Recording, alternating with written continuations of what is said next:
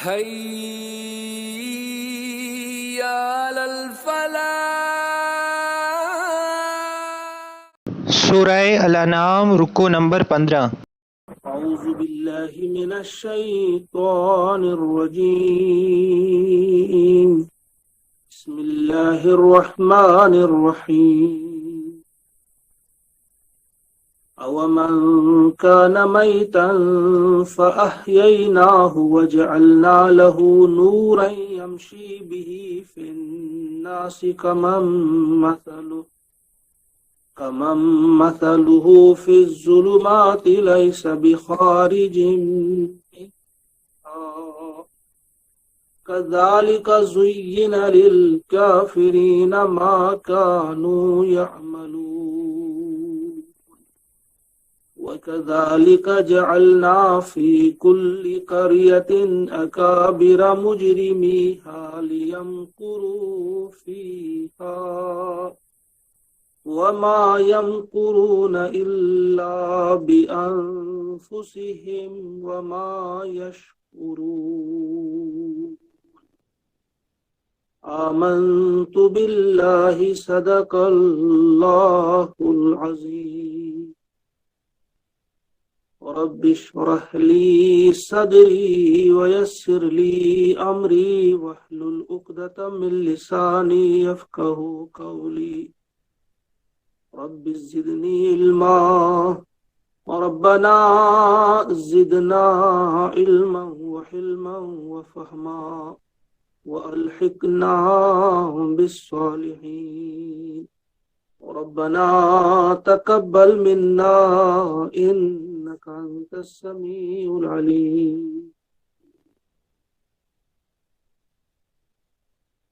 معزز و محترم ناظرین و ناظرات، سورۃ الانعام کی یہ دو آیات نمبر 122 اور 123 آپ کے سامنے تلاوت کی گئی۔ انشاءاللہ یہ مکمل رکو نمبر 15 ہے۔ یہ اس کا مطالعہ ہم اس مختصر سے وقت میں کریں گے انشاءاللہ۔ اس سے پہلی والی آیت میں آپ نے ایک بات سمجھی تھی کہ شیطان جو ہے اپنے اولیاء جو ان کے دوست ہیں ان کے دلوں میں یہ بات ڈال دیتا ہے، القاء کرتا ہے کہ وہ تم سے جھگڑا کرے، لیکن تمہیں چاہیے کہ تم ان کی اطاعت قبول نہ کرو۔ یہ اللہ کا فرمان ہے، اگر تم نے ان کی اطاعت قبول کی تو تم یقیناً مشرک ہو جاؤ گے۔ وَإِنْ أَطَعْتُمُوهُمْ إِنَّكُمْ لَمُشْرِكُونَ، یہ ہم پڑھ چکے۔ اب اس کے بعد والی آیت میں جو آج ہم شروع کرنے جا رہے ہیں، اس میں اللہ تبارک و تعالیٰ نے دو انسانوں کی مثال ہمارے سامنے رکھی۔ فرمایا اومن کان میتا فاحییناہ، کیا وہ شخص جو مردہ تھا، یعنی ایک ایسا انسان ہے جو مردہ تھا پھر ہم نے اسے زندگی عطا کی، وجعلنا لہ نورا، اور ہم نے اس کو عطا کیا ایک نور، ایک روشنی عطا کی، یمشی بہ فی الناس، جس کے ساتھ وہ لوگوں میں چلتا ہے، کمم مثلہ، کیا وہ اس شخص کی طرح ہو سکتا ہے، فی الظلمات، جو اندھیریوں میں بھٹک رہا ہو، لیس بخارج منہا، اور ان اندھیروں سے وہ نکل نہ پا رہا ہو، کذالک زین للکافرین ما کانوا یعملون، اسی طرح سے خبا دیا گیا ہے، مزین کر دیا گیا ہے، خوبصورت بنا کر پیش کر دیا گیا ہے کافروں کے لیے ان کے اعمال، جو کچھ وہ کر رہے ہیں۔ اب دیکھیے اس میں جو مردہ کی جو مثال دی گئی ہے، جو مردہ تھا اسے پھر ہم نے زندگی عطا کی، گویا وہ پہلے گمراہ تھا یا وہ غلط راہ پہ تھا، ایمان سے دور تھا، اسے کہا گیا ہے یہ مردہ. جس کے دل میں ایمان نہ ہو، جو اللہ سے دور ہو، جو اللہ کے رسول صلی اللہ علیہ وسلم سے دور ہو، دین سے دور ہو، اس کی مثال ایک مردہ انسان کی مثال ہے کہ وہ ایک مردہ تھا، پھر ہم نے اسے زندگی عطا کی، گویا اسے ایمان کی زندگی ملی، اب وہ ایمان والی زندگی بسر کر رہا ہے، اب وہ زندہ ہے. کیا وہ شخص جسے اب ایمان عطا کیا گیا، جو اب راہ راست پر آ گیا، جو اب اللہ کا فرما بردار و مطیع ہو گیا، کیا وہ اس شخص کی طرح ہو سکتا ہے جو کفر کے ان اندھیروں میں ابھی بھٹک رہا ہو، جو ابھی گمراہی کے ان راستوں میں جو ہے ٹھوکریں کھا رہا ہو؟ کیا اس کی طرح ہو سکتا ہے؟ تو اس میں اگر ہم سادہ سی مثال لیں گے، سادہ سی مثال ہمارے سامنے ہے کہ ایک وقت تک وہ عظیم المرتبت لوگ بھی اس تلاش میں تھے کہ ہمیں سیدھا راستہ ملے، جب تک نہ ملا تب تک وہ ان اندھیروں میں تو بھٹک رہے تھے، لیکن جو ہی ملا وہ آ گئے روشنی کی طرف. جیسے فاروق اعظم رضی اللہ تعالیٰ عنہ 6 سال بعد وہ ایمان لے آتے ہیں، اسی طرح سے حضرت حمزہ، میرے حمزہ رضی اللہ تعالیٰ عنہ، وہ بھی 6 سال بعد ہی ایمان لے آتے ہیں. یعنی تب تک کی زندگی اگر ان کو کہا جائے گی کہ وہ ایک قسم کے مردہ تھے، کیونکہ دور تھے وہ ایمان سے، ان کے دل جو تھے وہ ایمان کی حلاوت انہوں نے ابھی نہیں چکھی تھی، وہ ابھی دور تھے. لیکن جب انہیں ایمان ہم نے عطا کیا تو پھر گویا اب ان کی مثال جو ہے وہ زندہ لوگ.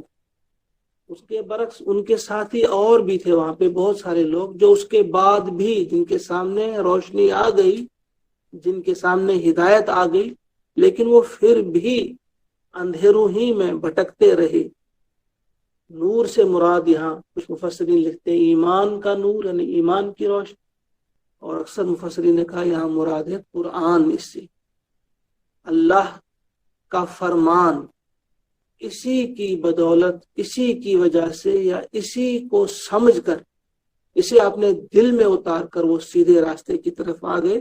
تو اب یہ اور وہ والے لوگ برابر نہیں ہیں جو اندھیروں میں بھٹک رہے. ظلمات یعنی جمع کا یہاں استعمال ہوا ہے، ظلمت نہیں استعمال ہوا ہے، ظلمات ہوا ہے. کیوں؟ کیونکہ اندھیرے جو ہیں وہ ایک نہیں ہے، کفر ہے، شرک ہے، بدعات ہیں، گمراہیاں ہیں، قسم قسم کی گمراہیاں ہیں کہ جو ان گمراہیوں میں، ان اندھیروں میں بھٹکتے رہیں گے اور ان سے نکل نہیں پا رہے ہیں، وہ برابر نہیں ہو سکتے. پھر جو بات فرمائی کہ اس طرح سے کھبا دیا گیا ہے کافروں کی نظروں میں ان کے اعمال، جو کام کر رہے ہیں انہیں وہ بڑے خوبصورت لگ رہے ہیں، یعنی وہ اسی غلط ہی کو درست سمجھ رہے ہیں. دوسرے لفظوں میں ان جھاڑیوں کو وہ باغ سمجھ رہے ہیں یا کانٹوں کو وہ پھول سمجھ رہے ہیں، گندگی اور غلاظت کو وہ بڑی اچھی چیز سمجھ رہے ہیں، لیکن ہے اسی گندگی اور غلاظت میں وہ پڑے. وہ اپنی تحقیق کو سمجھ رہے ہیں کہ ہم بڑا کچھ کام کر رہے ہیں، لیکن وہ تحقیق نہیں ہوتی، بلکہ وہ گمراہی کی طرف مزید جانے کی راہ تلاش کرتے. یہاں ایک مثال کے ذریعے، ایک تمثیل کے ذریعے ہم بات سن سکتے ہیں. آج کل جو اپنے آپ کو ماڈرن کہنے والے لوگ جو ہے نا، وہ کہتے ہیں کہ ہم جی فلاں معاملے میں تحقیق کریں گے، اس کے بعد ہم اس راستے کو اختیار کریں گے. اور اکثر کہا جاتا ہے کہ ہم اپنے آپ کو پہلے پہچانیں گے. پہلا سٹیپ یہ ہے کہ ہم کون ہیں، اپنے آپ کو پہچانیں. سیلف ریئلائزیشن کے الفاظ وہ استعمال کرتے ہیں، بڑے بڑے فلسفی بنتے ہیں، لیکن ہم اور آپ کیا اپنے آپ کو پہچانیں گے؟ فلسفیوں نے اپنی پوری عمریں لگا دی اپنے آپ کو پہچاننے میں، لیکن وہ پہچان نہیں پائے اپنے آپ. جو فلسفیوں سے کھل نہ سکا، جو نقطہ وروں سے حل نہ ہو، وہ راز ایک کملی والے نے بتلا دیا چند اشاروں میں. ہماری حیثیت کیا ہے، ہماری حقیقت کیا ہے، آپ کی حقیقت کیا ہے، وہ ایک کملی والے نے، حضور نبی کریم صلی اللہ علیہ وسلم نے بتا دیا ہمیں کہ تم کون، تمہاری زندگی کیا ہے. اب ہمیں اس سلسلے میں کسی تحقیق کرنے کی ضرورت نہیں. اس چیز کو ایک خوبصورت تمثیل کے ساتھ بیان کیا گیا ہے کہ ایک تمثیل ہے یہ. سمندر میں ایک بہت بڑی مچھلی چھوٹی مچھلیوں سے تیر رہی تھی. جب انہوں نے وہ دیکھا کسی نے کچھ کھانے کو انہیں ڈالا تھا, انہیں کہا اس کو مت کھاؤ. چھوٹی مچھلی سے کہا کہ اس کے اندر ایک کانٹا ہے, تم پھنس جاؤ گی, کتنی کوشش کرو گے نہیں نکل پاؤ گے. پھر تمہیں 10 انگلیوں والا ایک انسان پکڑے گا, 2 ہاتھوں سے تمہیں وہ کاٹے گا, اور اس کے بعد 32 دانتوں والا وہ انسان تمہیں چبائے گا, تمہیں فرائی کرے گا, پکائے گا. اس کے بعد انہوں نے کہا اچھا آپ کی یہ بات تو ٹھیک ہے, لیکن ہم تحقیق کریں گے. انہیں تحقیق کرنی شروع کی. اس کے بعد دیکھا انہیں کہ ہمیں تو کوئی نظر نہیں آیا, نہ ہمیں کہیں تیل نظر آیا, نہ ہمیں کوئی کسی قسم کا چولہا نظر آیا, نہ ہم نے کسی چھری کو دیکھا, نہ ہم نے کوئی 10 انگلیوں والا انسان دیکھا, نہ 32 دانتوں والا کوئی انسان دیکھا. ہم نے کچھ بھی نہیں دیکھا. یہ خرافات ہیں, پرانی کہانیاں ہیں, یہ اساطیر الاولین, چھوڑو یہ فضول باتیں, یہ جھوٹی باتیں. انہوں نے کہا کہ ہم اس کو کھائیں گے. جب اس مچھلی نے کھایا اسے, پھر وہی ہوا. جو ہی اس نے کھایا تو اس 10 انگلی والے انسان نے اسے کھینچا, پھر اسے کاٹا, پھر اسے فرائی کیا, اس کے بعد 32 دانتوں سے چبا کر اسے کھا لیا. پھر نہ مچھلی کبھی واپس آئی. اسی طرح سے جس طرح انسان جب یہاں سے چلا جاتا ہے پھر وہ واپس نہیں آتا ہے. وہ تحقیق ہی میں اپنی عمریں کھپا دیتا ہے. اس کے بعد جب جاتا ہے تو پھر اس کے ساتھ کیا ہوتا ہے وہ ہم پڑھیں گے آگے. پھر ان کے ساتھ کیا ہوتا ہے تو حضور علیہ الصلوۃ والسلام نے بتا دیا. اور یہ قرآن, یہ اللہ کا کلام جو ہمیں بتا دیتا ہے کہ آگے کیا آنے والا ہے. تم کسی نئی تحقیق کے پیچھے مت جاؤ. یہ قرآن ہے, اللہ کی کتاب ہے, اور حضور علیہ الصلوۃ والسلام دیکھ کر آئے ہیں, وہ بتا رہے ہیں آپ کو آگے کیا ہے, کون تمہیں پکڑنے جا رہا ہے, اس کے بعد تمہارے ساتھ کیا ہونے والا ہے. تو جو اس بات کو مانے گویا اس روشنی سے وہ فائدہ اٹھا رہا ہے. تو جو روشنی والے ہیں, اس روشنی سے فائدہ اٹھانے والے ہیں, ان کی طرح وہ لوگ نہیں ہو سکتے جو ابھی اندھیروں میں بھٹک رہے ہیں. ایک اور نقطہ بھی اس میں ہم سمجھیں گے, نورًا یمشی بہ فی الناس, لوگوں میں اس نور کے ساتھ وہ چلتے ہیں. اس کا مطلب یہ ہے یہ نور, یہ روشنی جو ہے یہ ایسی چیز نہیں ہے کہ جب آپ کے پاس آ جائے تو آپ اس کے اوپر کوئی لحاف ڈال دیں تو اس کو سنبھال کے رکھیں, بلکہ روشنی جو ہے اس کو کسی بلند جگہ پہ رکھا جاتا ہے تاکہ خود بھی اس سے فائدہ حاصل ہو, دوسرے لوگ بھی فائدہ حاصل کریں. تو یہ روشنی جو ہمارے پاس پہنچی ہے, اب یہ آپ کی تمام ناظرین جو بھی اس وقت دیکھ رہے ہیں یا سن رہے ہیں, یہ ان کی اور ہم سب کی ذمہ داری ہے کہ اس روشنی کو گھر میں بند نہیں رکھنا.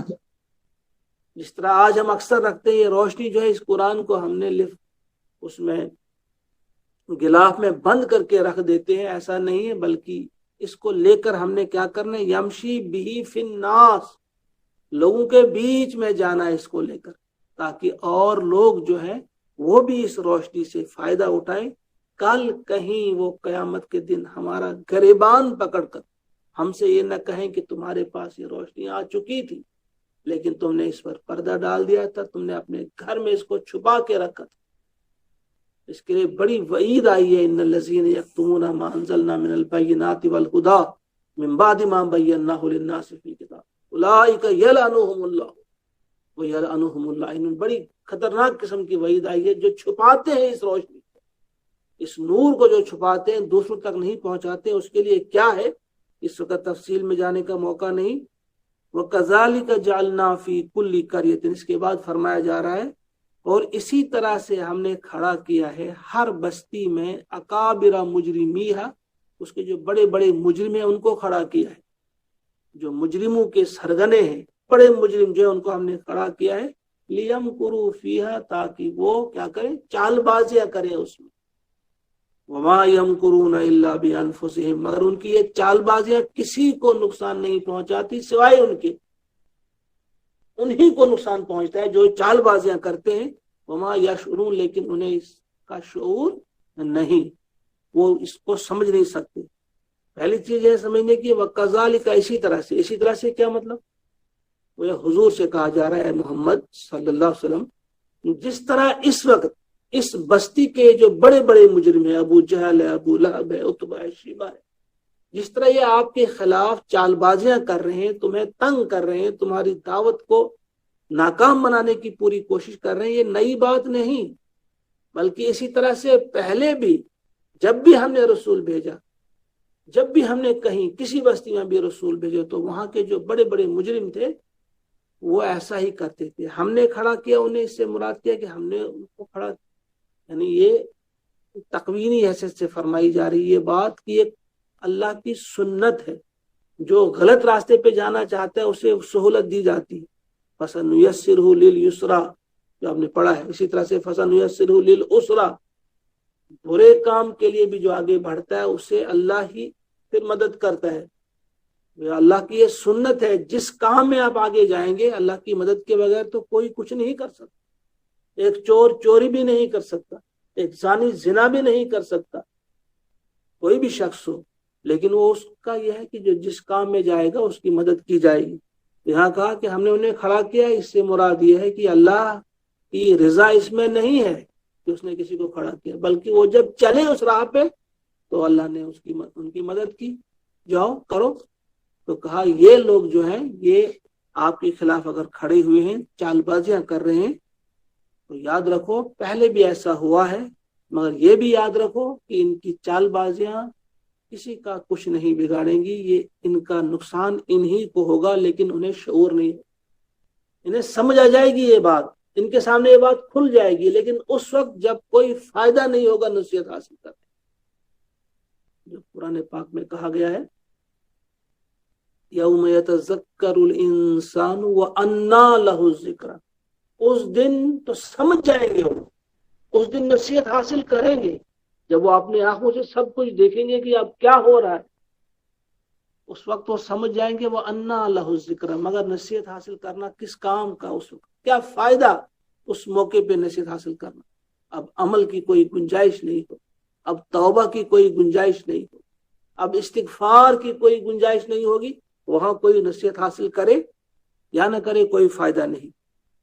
वइज़ा जाअतहुम आयतुन, अब उन्हीं का तज़किरा हो रहा है कि जब उनके पास कोई आयत पहुंचती है, कालू कहते हैं लन नुमिना, हम हरगिज नहीं मानेंगे, ईमान नहीं लाएंगे, हत्ता नुअता मिस्ल मा ऊतिया रुसुलुल्लाह, जब तक ना हमें भी वो चीज दी जाए जो रसूलों को मिली, जो रसूलों को दी गई।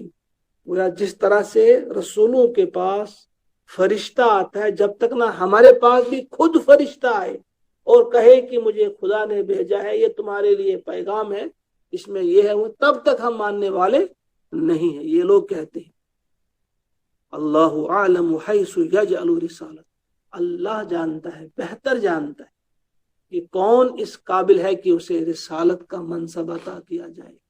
ये तुम्हारी मर्जी पर मौकूफ नहीं, तुम कहोगे फलां को मिले, ये तुम्हारा काम नहीं, ये अल्लाह बेहतर जानता है कौन किस काबिल है।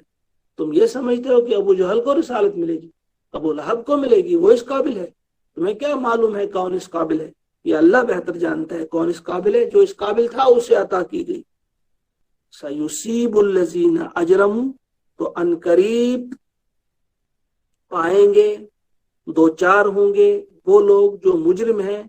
किस चीज से दो चार होंगे? सगारुन, जिल्लत से, इंदल्लाह, अल्लाह के हाँ, वो अजाबुन शदीद, और शदीद अजाब से, बिमा कानू यमकुरून, इन चालबाजियों की वजह से, जो ये चालबाजियां कर रहे हैं इनकी वजह से ये जलील होंगे, मैदान हश्र में इनको जलील किया जाएगा, और फिर अजाब शदीद दुनिया में भी और आखिरत में भी उससे ये दो चार होंगे।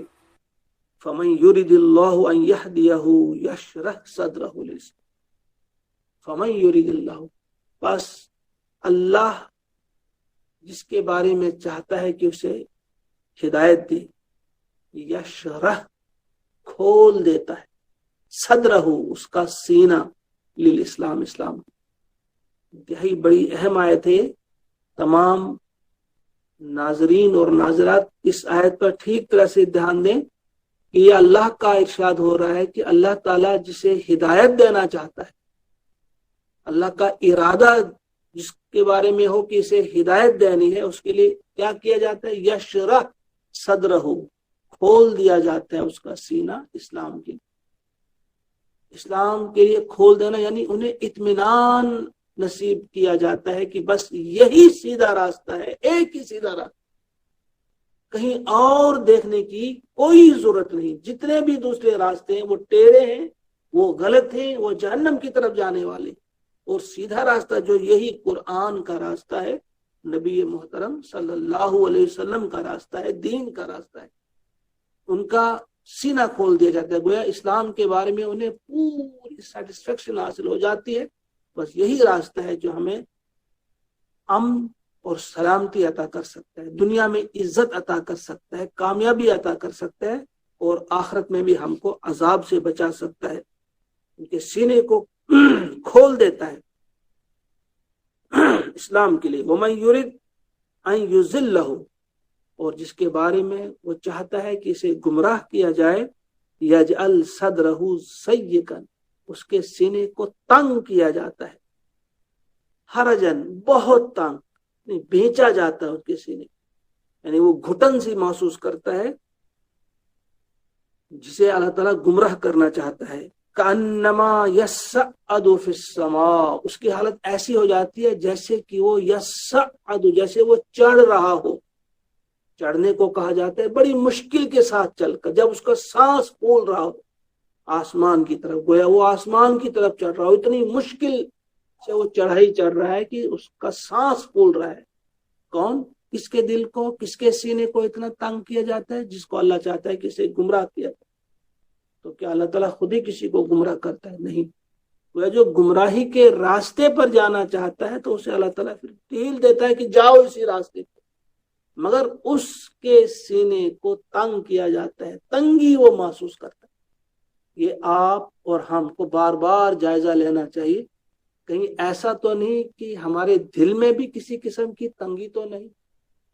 یہ پیمانے عطا کیے گئے ہیں کہ ہم جب کچھ موقع ایسے ہوتے ہیں، جیسے حضور نبی کریم علیہ السلام نے فرمایا، اطلب قلبک عند ثلاثۃ مواطن، 3 موقعوں پہ اپنے دل کو تلاش کرو، عند سماع القرآن، قرآن سننے کے موقع پہ، وفی مجالس ذکر، ذکر کی مجلسوں میں، وفی اوقات الخلوہ، اور خلوت میں جب تنہائی میں ہو، یعنی ایسے موقعوں پہ آپ اپنے آپ کو تلاش کرو۔ اگر آپ کو اس وقت لگتا ہے کہ آپ کا دل ہے، زندہ ہے، تو پھر ٹھیک ہے، ورنہ تمہارا دل مردہ ہے۔ وہ قرآن سننے کی طرف اگر آپ کا دل لگتا ہے، اس وقت آپ دل کی تنگی محسوس نہیں کرتے، تو آپ کو اللہ کا شکر ادا کرنا چاہیے، ورنہ آج ہم دیکھتے ہیں کہ قرآن کی مجلسوں سے ہمارا دل اکتاتا ہے، تو یہ جو علامت ہے اچھی علامت نہیں ہے، ہمیں معافی مانگنی چاہیے۔ ہمارے دوست، ہمارے احباب، ان کے سامنے تذکرہ کیا جاتا ہے، ذکر کیا جاتا ہے، کسی فلمی ہیرو کا، عامر خان کا، کسی اور کا تذکرہ کریں گے، گھنٹوں کریں گے، کبھی ان کا جی نہیں بھرے۔ جب حضور علیہ الصلوۃ والسلام کی بات ہوگی، دین کی بات ہوگی، قرآن کی بات ہوگی، وہ تنگی محسوس کریں گے، بھئی یہاں بھی انہوں نے لگا لیا ابھی دین کی بات، وہ تنگی محسوس کرتے ہیں اچھی مجلسوں میں بیٹھنے سے، اچھی مجلسوں میں وہ حاضری دینے سے وہ کتراتے ہیں، ان کا وہ تنگی محسوس کرتے ہیں، دل کی تنگی محسوس کرتے ہیں۔ اسی طرح سے وہ تنگی محسوس کرتے ہیں جب اللہ کی راہ میں دینا ہو، چاہے پیسہ دینا ہو یا کسی بھی شکل میں اللہ کے لیے انفاق کرنا ہو، وہ اس وقت بھی دل کی تنگی محسوس کرتے ہیں۔ اور اسی طرح سے اللہ تبارک و تعالیٰ کے دین کی سربلندی اور سرفرازی کے لیے جب انہیں بلایا جاتا ہے کہ آ جاؤ یہ کام کریں، انہیں اس کا جی نہیں لگتا۔ تو یہ بات جو علامت جو ٹھیک نہیں ہے، فرمایا جا رہا ہے کہ جس کو گمراہ کرنے کا ارادہ ہوتا ہے اللہ تعالیٰ کا، کہ میں نے فلاں کو گمراہ کرنا ہے، اب یہ گمراہی کے راستے پہ جا رہے، تو یہ پہچان ہے کہ اس کے سینے کو تنگ کیا جاتا ہے، بھینچا جاتا ہے، اور ایسا بھینچا جاتا ہے، وہ ایسا محسوس کرتا ہے کہ جیسے وہ آسمان کی طرف جا رہا، جیسے اس کی روح پرواز کر رہی ہو، اب تو مر ہی رہا۔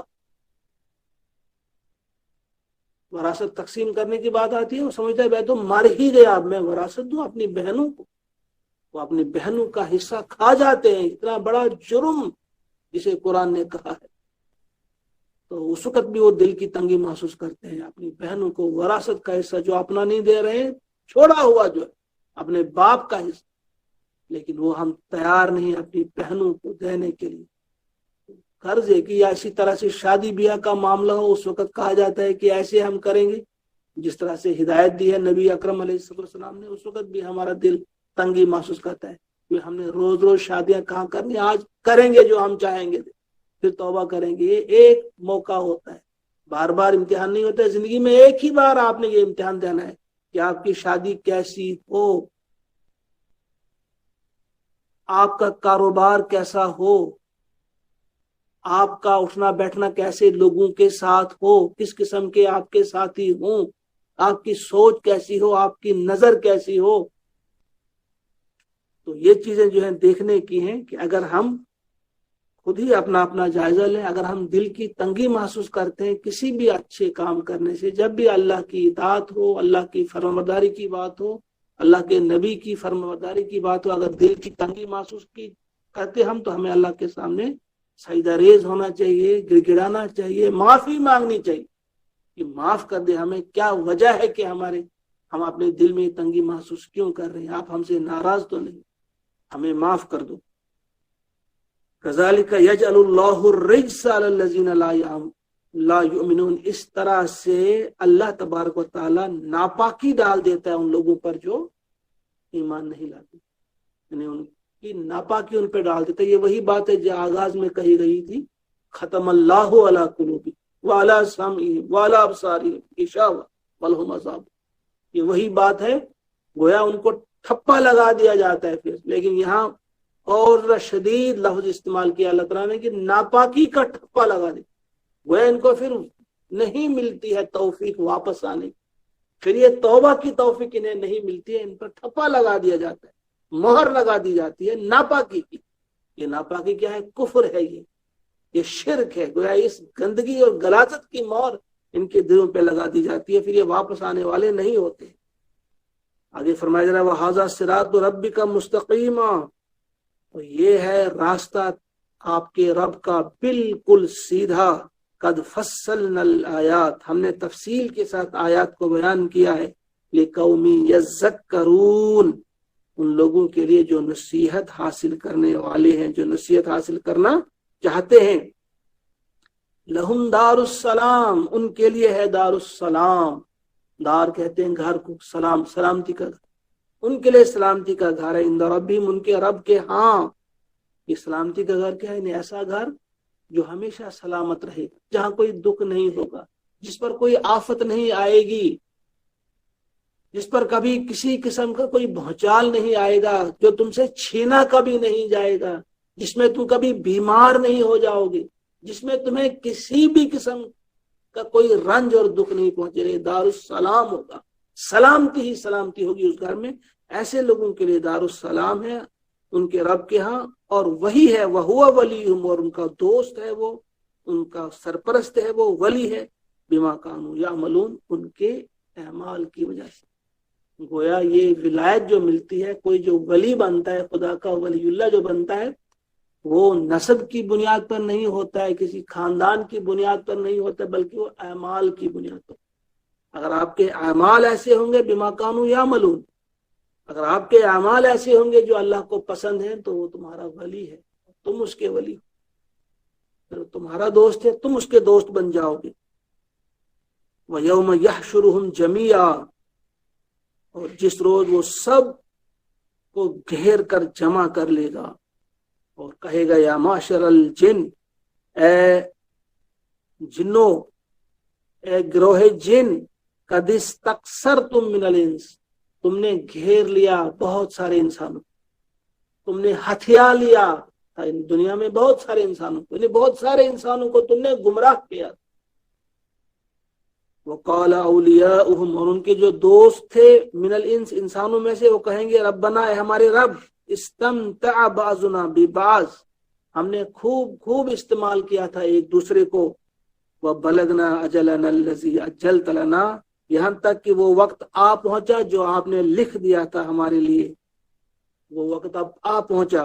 फिर कहा जाएगा क़ालन नारु मस्वाकुम, बस आप तुम्हारा ठिकाना आग है। वो जिनों से काम, जिन इंसानों से काम लेते थे, और इंसान भी जिनों से काम लेते थे।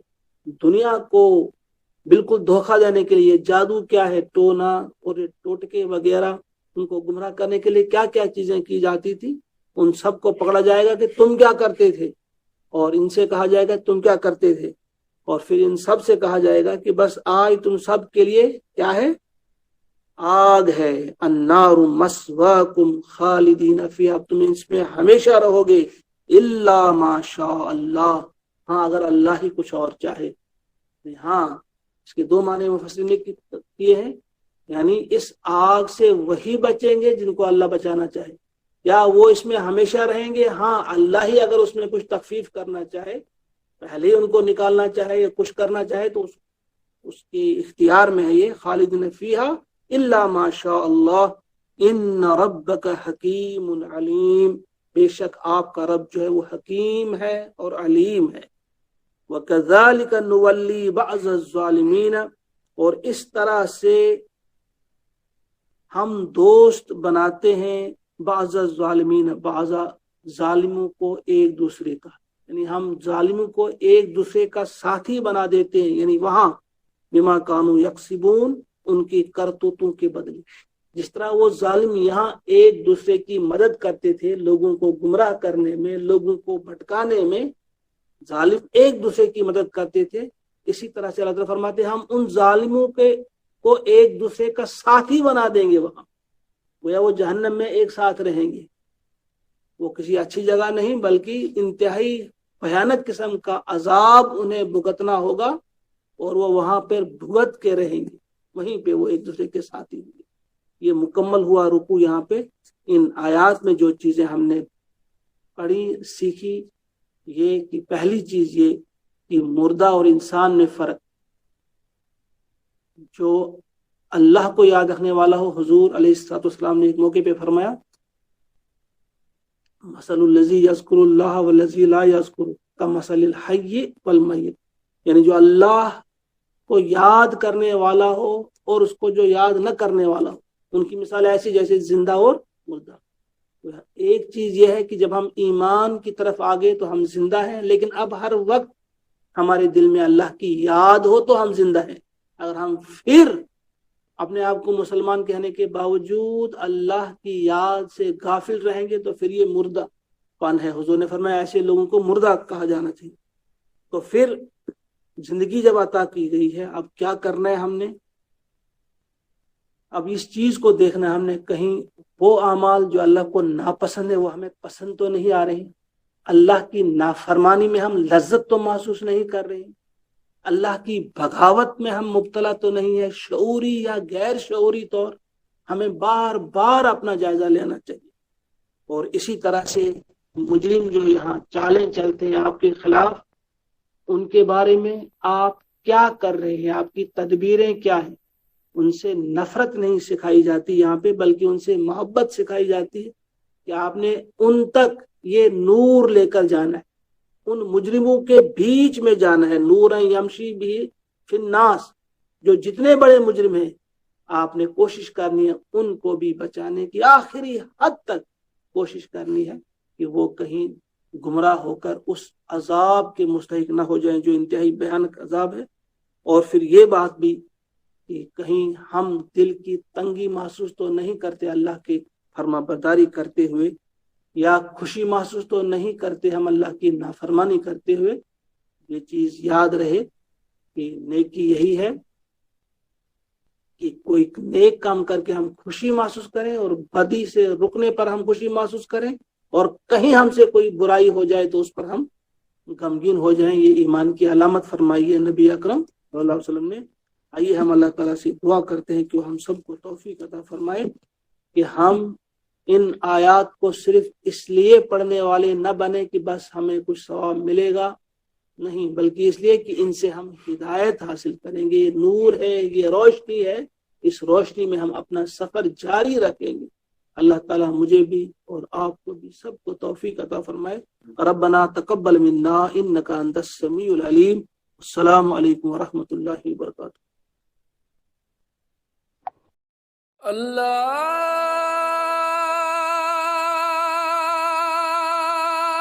اکبر اللہ